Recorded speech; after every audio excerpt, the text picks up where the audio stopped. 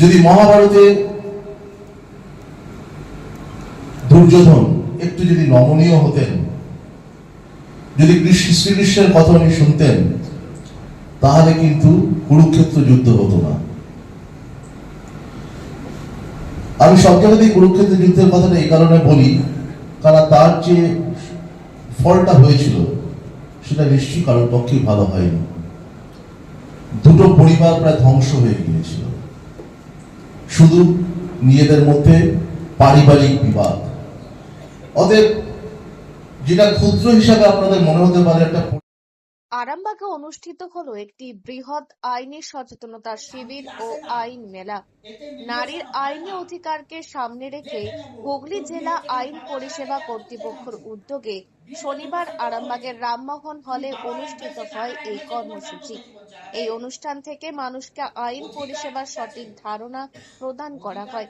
আইন বিষয়ে সাধারণ মানুষকে অনেক প্রশ্নের উত্তর দেওয়া হয়।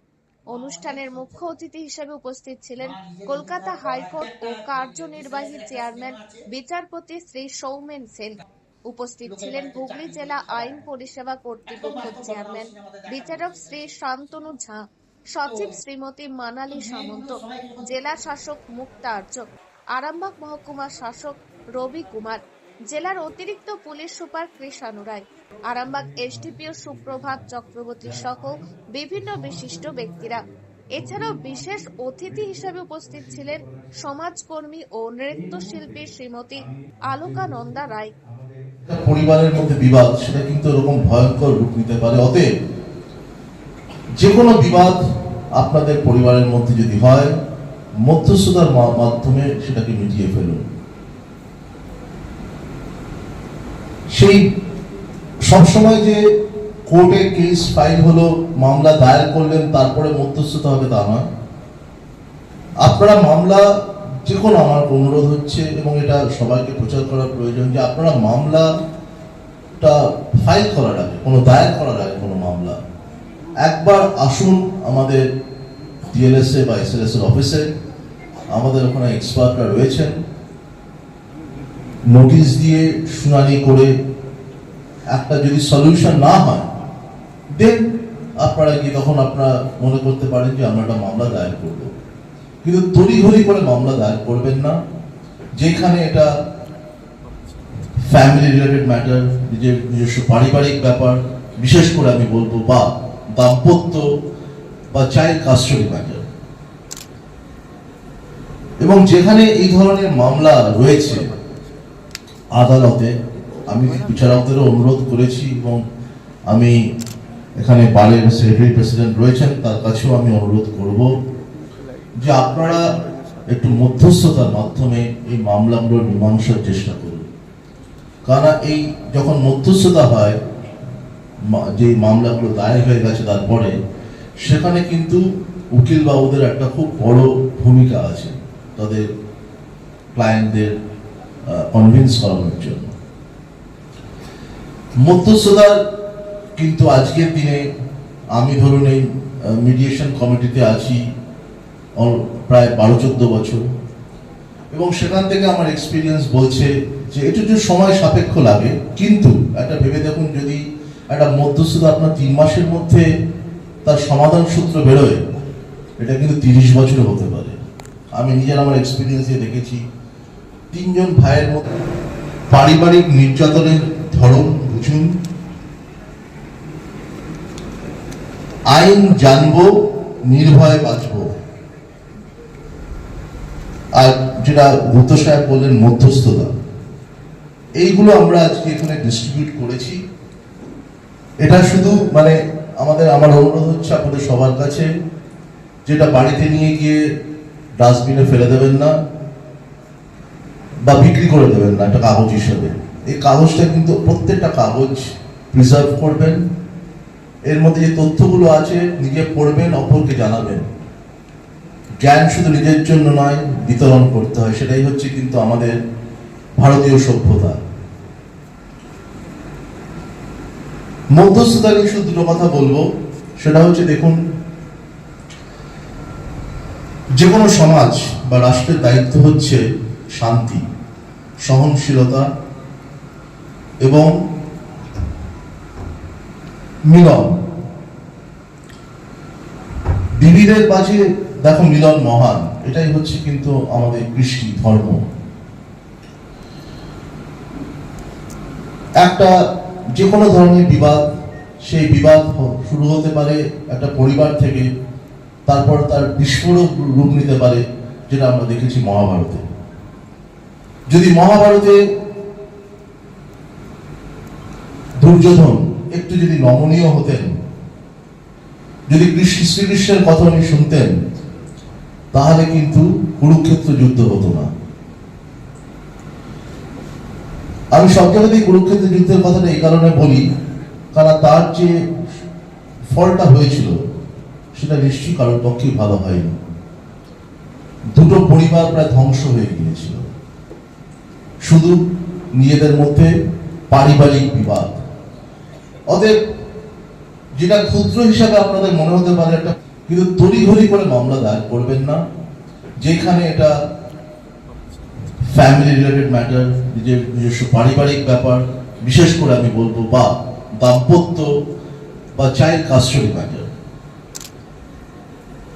এবং যেখানে এই ধরনের মামলা রয়েছে আদালতে, আমি বিচারকদেরও অনুরোধ করেছি এবং আমি এখানে বারের সেক্রেটারি প্রেসিডেন্ট রয়েছেন, তার কাছেও আমি অনুরোধ করব যে আপনারা একটু মধ্যস্থতার মাধ্যমে এই মামলাগুলোর মীমাংসার চেষ্টা করুন। কারণ এই যখন মধ্যস্থতা হয়, যে মামলাগুলো দায়ের হয়ে গেছে তারপরে, সেখানে কিন্তু উকিল বাবুদের একটা খুব বড় ভূমিকা আছে তাদের ক্লায়েন্টদের কনভিন্স করানোর জন্য। মধ্যস্থতার কিন্তু আজকের দিনে আমি ধরুন এই মিডিয়েশন কমিটিতে আছি প্রায় 12-14 বছর, এবং সেখান থেকে আমার এক্সপিরিয়েন্স বলছে যে একটু সময় সাপেক্ষ লাগে, কিন্তু একটা ভেবে দেখুন, যদি একটা মধ্যস্থতা আপনার 3 মাসের মধ্যে তার সমাধান সূত্র বেরোয়, এটা কিন্তু 30 বছরে হতে পারে। আমি নিজের আমার এক্সপিরিয়েন্স দিয়ে দেখেছি, 3 জন ভাইয়ের মধ্যে মামলা চলছে, যখন আমার কাছে অ্যাপিলে এলো 20 বছর অতিক্রম হয়ে গেছে। আমি 3 ভাইকে কোর্টে ডেকে পাঠালাম, একজনের বয়স 85, একজন 80, একজন 75। তা আমি বললাম যে আপনারা কি বাল্যকালে একসাথে খেলাধুলো করেননি? বলে হ্যাঁ করেছি। দাদার শাসন শোনেননি? হ্যাঁ শুনেছি। তো দাদার যেটুকু একটা সিঁড়ি নিয়ে, একটা সিঁড়ি কোথা দিয়ে উঠবে, এটা নিয়ে 20 বছর ধরে মামলা চলছে। কারণ দাদা যেটা বলছে সেটা কি কিছু আপনাদের মনে হচ্ছে অযৌক্তিক? 2 ভাই চুপচাপ দাঁড়িয়ে রইলেন। আমি যখন 3 জন লয়ারকে বললাম যে আপনারা বসুন, ক্লায়েন্টকে নিয়ে একটা মধ্যস্থতা বের করুন, দাদার কথা 2 ভাই মেনে নিলেন। আরেকটা আপনাদের ইনস্টেন্স বলি, ফ্যামিলি ম্যাটার। 3 ছেলে, 2 ছেলে একদিকে, 1 ছেলে আরেকদিকে, 2 ছেলের সঙ্গে রয়েছে তার বাবা মা। প্রবলেমটা